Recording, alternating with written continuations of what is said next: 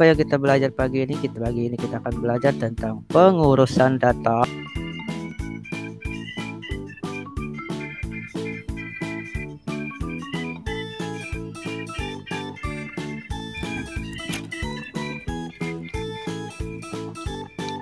Oke, julat ialah beza antara nilai maksimum dengan nilai minimum bagi suatu kumpulan data.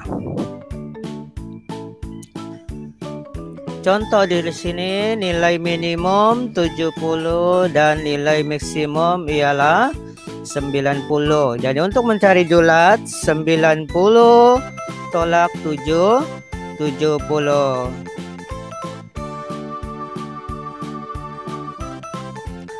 Oke, contoh julat. Jadwal menunjukkan data ketinggian bagi 8 murid tahun 6 Jenius.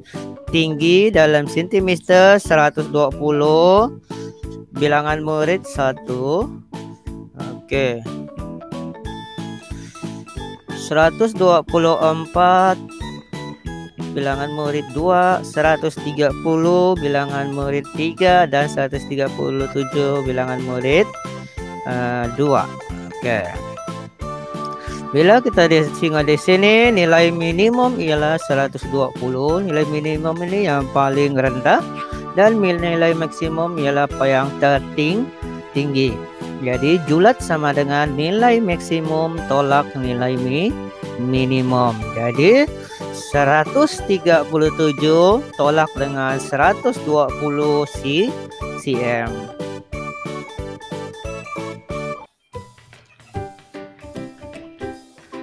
Oleh itu julat ketinggian murid ialah 8 cm. Oke, julat carta palang menunjukkan jisim bagi 20 orang murid.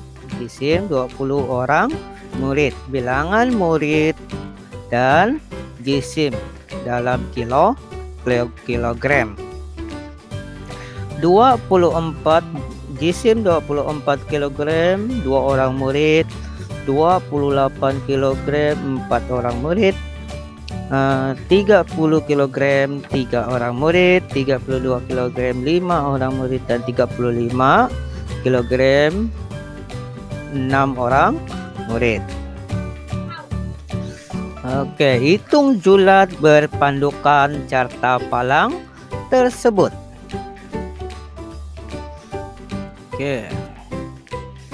Oke, mari kita tengok. Nilai maksimum ialah 35 dan nilai minimum ialah 24. Julat sama dengan nilai maksimum tolak nilai minimum 35 kg tolak 24 kg sama dengan 11 kg. Oleh itu julat jisim bagi 20 orang murid ialah 11 kg.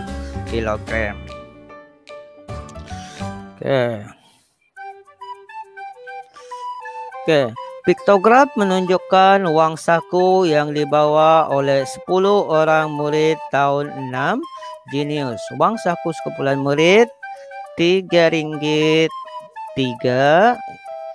Oke, satu gambar ini mewakili satu orang murid. Jadi sini Rp3 3 orang murid, Rp5 2 orang murid dan Rp10 5 orang murid. Oke, mari kita hitung julat berpandukan piktograf tersebut.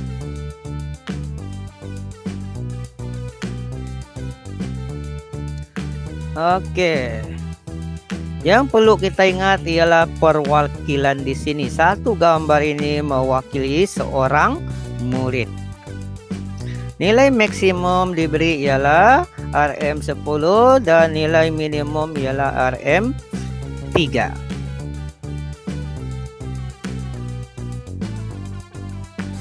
Oke, nilai maksimum tolak minimum RM10 tolak 3 sama dengan RM7 ringgit.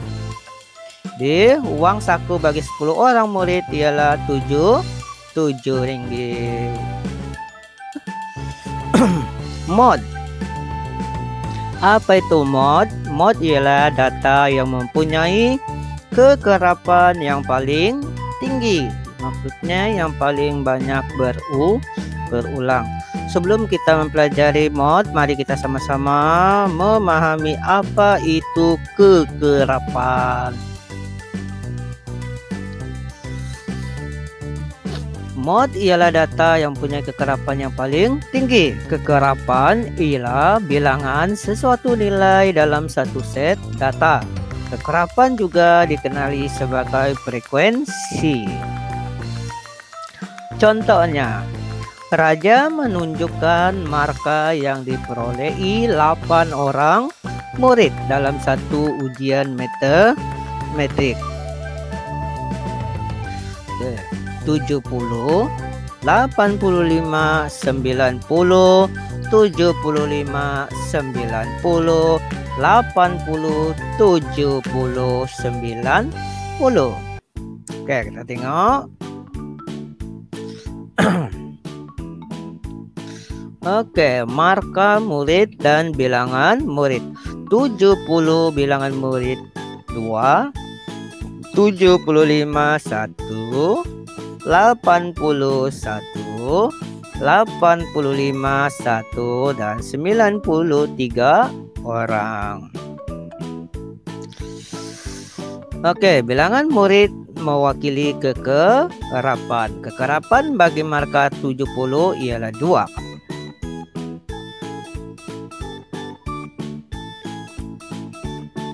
Bilangan murid mewakili kekerapan. Kekerapan bagi marka 80 ialah 1. Bilangan murid mewakili kekerapan. Kekerapan bagi marka 90 ialah 3.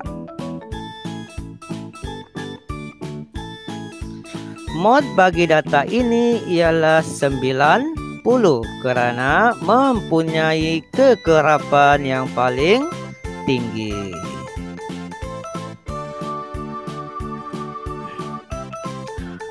Mod carta palang menunjukkan jisim 25 orang murid, bilangan murid dan jisim. Oke, 25 kg 3 orang murid, 30 kg 7 orang murid, 35 kg 3 orang murid, 40 kg 8 orang murid, dan 45 kg 4 orang murid. Mari kita mencari mod bermanfaat carta palang tersebut.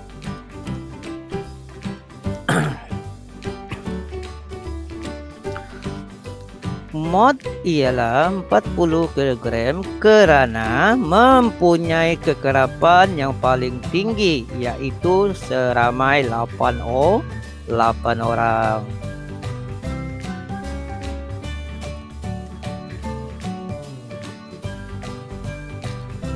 Oke, jadwal menunjukkan uang saku harian yang diterima oleh 10 orang murid dalam kelas 5G Genius. Uang saku RM1, bilangan murid 3, uang saku RM2, 4 orang murid, uang saku RM3, 2 orang murid, dan uang saku RM4, 1 orang murid. Oke.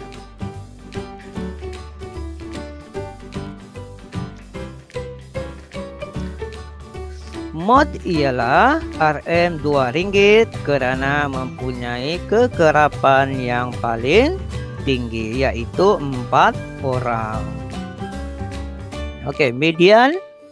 Median ialah nilai data yang berada di tengah-tengah bagi sekumpulan data yang disusun secara menaik atau menurun. Oke, mari kita sama-sama mencari dan menentukan median di dalam beberapa situasi.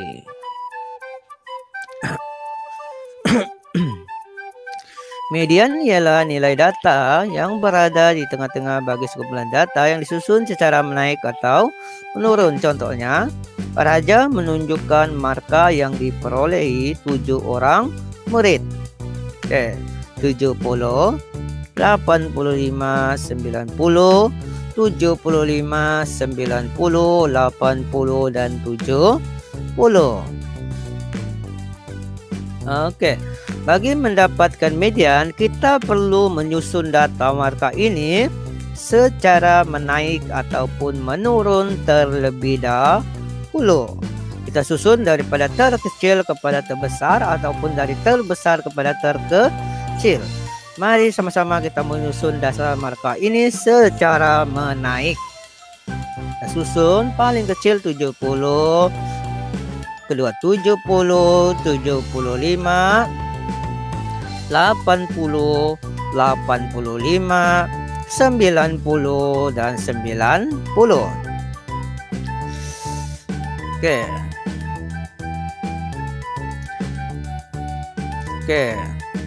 Median 1, 2, 3, 4, 5, 6. Jadi median ialah 80. Atau 7 bahagi 2 sama dengan 3. Potong 3 data di sebelah kiri dan kanan. Jadi murid keempat ialah 80 markah, berada di tengah-tengah adalah median. Oke, jadwal menunjukkan data ketinggian murid tahun 6 Jenius. Tinggi 124 cm, 1 orang, 132 orang, 136 3 orang, dan 142 orang. Nyatakan median berpandukan ketinggian murid tahun 6 Jenius. Oke, kita susun. Paling kecil 124, 130, 130, 136, 136, 136, 140, 140. Oke, kita cari median, pangkal. Oke, sekarang kita ada 2 yang berada di tengah-tengah. Jadi kita kena tambal dan kita bahagi 2 untuk mencari data yang berada di tengah-tengah. Oke. Carta palang menunjukkan jisim 25 orang murid, 25 kg 3 orang, 30 kg 7 orang, 35 kg 3 orang, 40 kg 8 orang, dan 45 kg 4 orang. Oke, mari kita mencari median bagi data ini. Oke.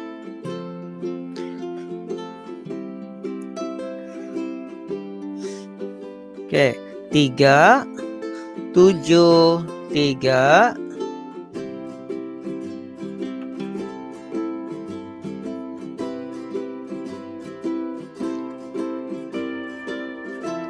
Oke, median ialah 35.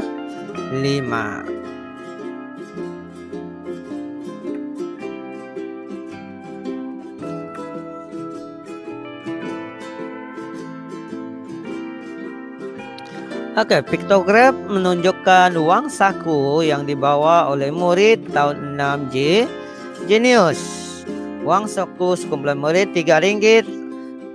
Oke, satu gambar mewakili 2 orang murid. Jadi ini ada 4 gambar, RM5 ada 2 gambar, dan 10 ada 5 gambar. Jadi nyatakan median. 1, 2, 3, 1, 2, 3, 1, 1, 1, 1. Jadi median ialah RM5.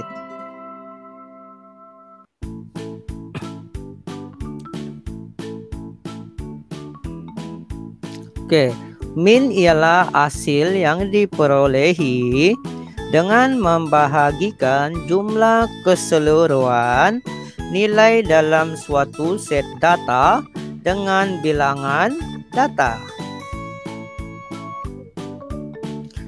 Oke, tahukah adik-adik, min juga dikenali sebagai purata. Oke, mari kita sama-sama mencari dan menentukan min di dalam beberapa situasi. Oke, contohnya raja menunjukkan markah yang diperolehi 7 orang murid dalam satu ujian matematik. 70, 85, 90, 75, 90, 80, 70. Oke, bagi mendapatkan min, kita perlu menjumlahkan semua marka ini dan bahagikan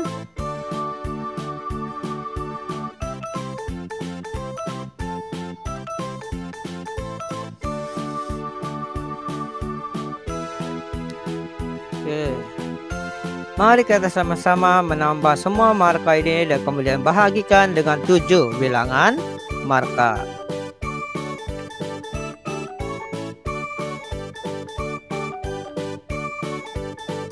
Oke, 70 tambah 85 tambah 90 tambah 75 tambah 90 tambah 80 tambah 70. 1, 2, 3, 4, 5, 6, 7. Ada 7 data yang jadi 560 kita bahagi dengan 7 sama dengan 80. Oleh itu min marka bagi 7 orang murid ini ialah 80 marka. Oke, carta palang menunjukkan jisim 20 orang murid. Jisim 20 orang murid 24 kg, ada 2 orang, 28, 4, 30, 3, 32, 5, dan 35, 6.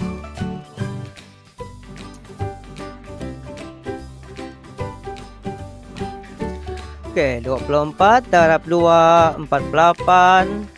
28 darab 4, 112, 30 darab 3, 90, 32 darab 5, 160, dan 35 darab 6, 210.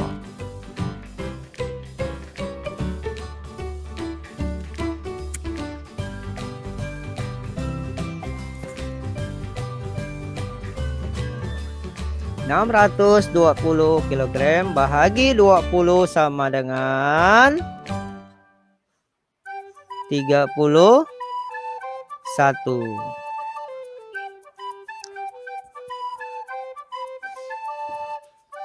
Oke, piktograf menunjukkan uang saku yang dibawa oleh 10 orang murid. 3 ringgit, 3 gambar, 5 ringgit, 2 gambar, dan 10 ringgit, 5 gambar. Satu gambar mewakili 1 orang murid. Oke, ingat ya, 1 gambar mewakili 1 orang murid.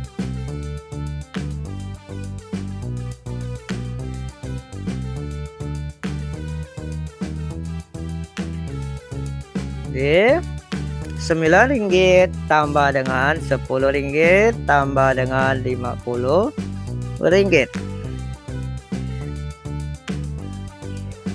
Bahagi dengan 10 orang sama dengan 69 bagi 10 sama dengan 6 ringgit 90 sen. Oke. Piktograf ialah satu cara memaparkan maklumat supaya mudah dilihat dan dibanding. Terdapat 2 jenis piktograf, yaitu piktograf mengupuk dan piktograf mencancang. Setiap piktograf mempunyai tajuk, gambar atau simbol, dan petunjuk. Oke, piktograf mencancang pula seperti ini. Ya. Isnin 4, Selasa 6, Rabu 3, Kamis 5. Gambar, petunjuk, dan tajuk. Oke. Membina piktograf. Cara dia, kita kumpul data. Contohnya jadwal di bawah menunjukkan makanan kegemaran sekumpulan murid. Makanan, kek 8 orang, roti 4, dan nasi 10. Oke, kita membina piktograf. Lukis 2 lajur dan 3 baris untuk membina piktograf mengupuk. Tulis nama makanan dan lajur dalam lajur pertama.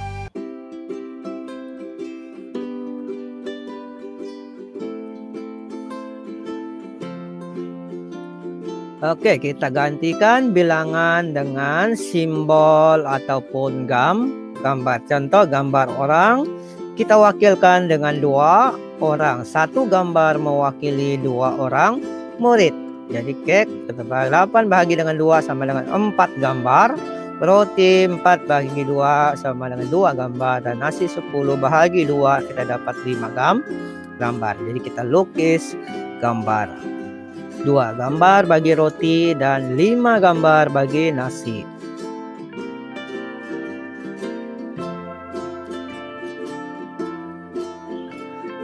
Oke, tulis tajuk dan petunjuk untuk mewakili piktograf itu. Oke, makanan kegemaran sekumpulan murid. Oke, dan perwakilan mewakili 2 orang murid. Oke, sekarang kita tengok pula piktograf mencancang. Cara membinanya, kumpul data, contoh jadual yang menunjukkan makanan kegemaran sekumpulan murid. Lukis 3 lajur dan 2 baris untuk membina piktograf mencancang. Tulis nama makanan dalam baris, kek, roti, nasi. Kita gunakan gambar atau simbol untuk mewakili bilangan murid pada baris kedua. Contohnya, 1 gambar mewakili 2 orang murid. Jadi, kita wakilkan bilangan murid di baris yang kedua. Jadi, kita lukis 4 gambar, roti 2 gambar, dan nasi 5 gambar.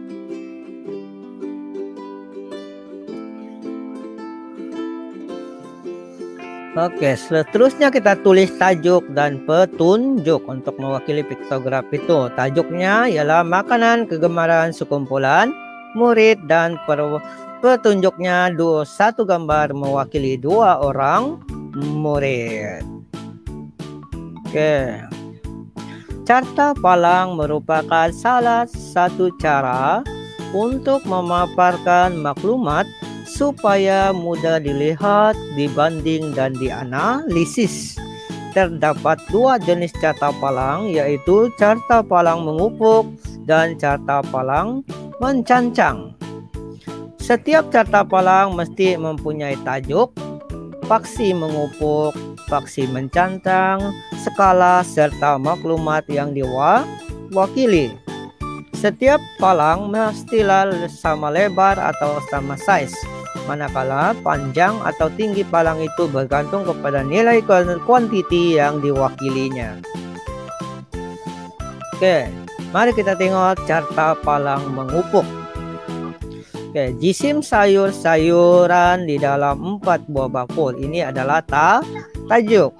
Dan jisim kilogram pada faksi mengupuk dan bakul pada faksi mencancang Y. Jisim faksi X, bakul faksi Y. Oke, dan skala kita guna 1 hingga 10. Dan pada faksi mencancang kita tuliskan perwakilan J, K, L, dan M. Oke, kita tulis carta palangnya begini.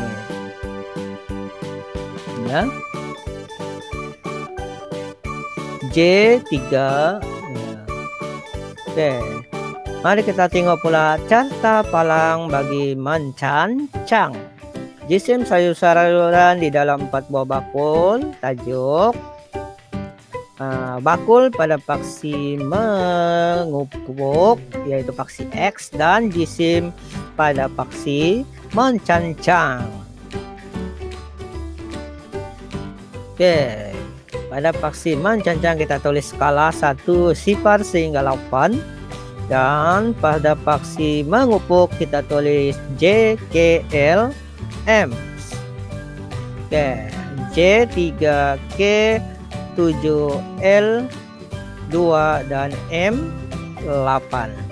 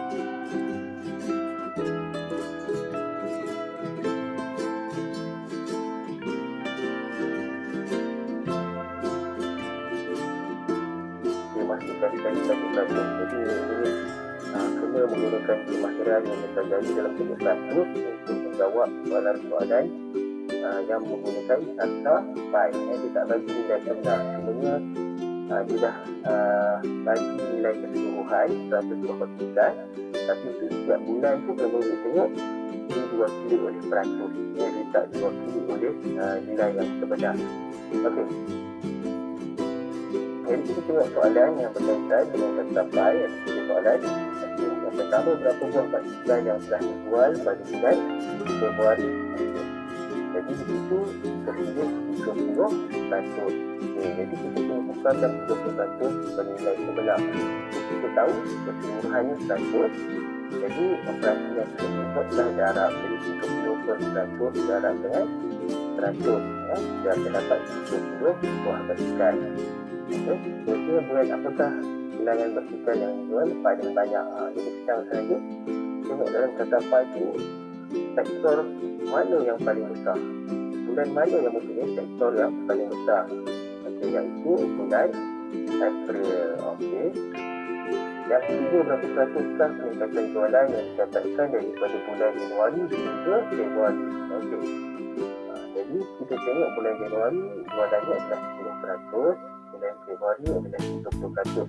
Berapakah peningkatan 10% dan 30%?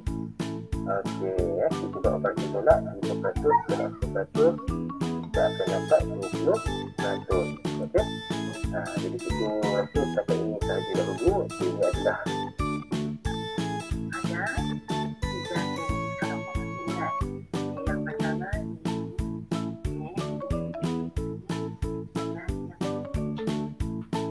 jadi apakah yang pilihan yang pertama? Betul, kata anak ataupun graf anak dan juga ini yang berbentuk pi yang menggunakan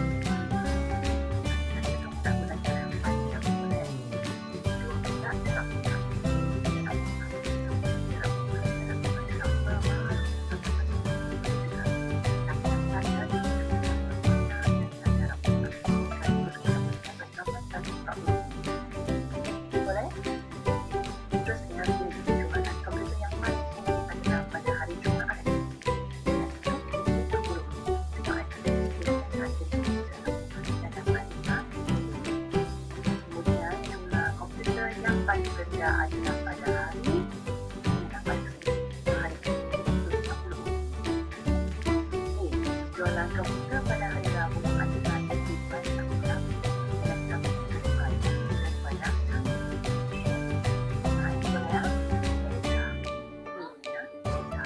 daripada operasi apa?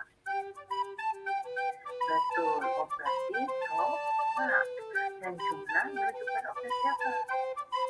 Betul, operasi tambah.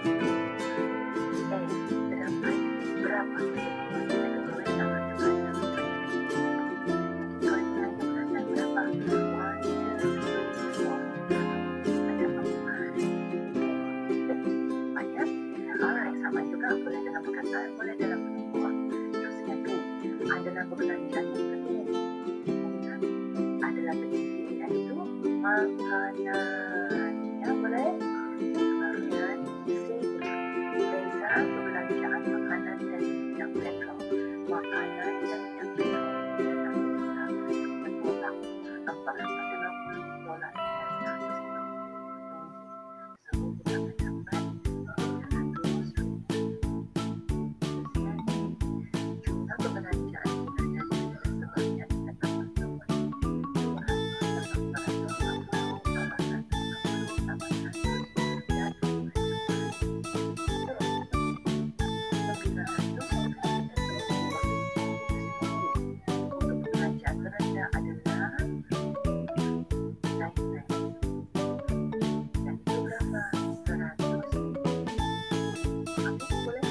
Oke. Kepada semua ibu, hari ini saya menginformasikan cara untuk mengambil kehadiran.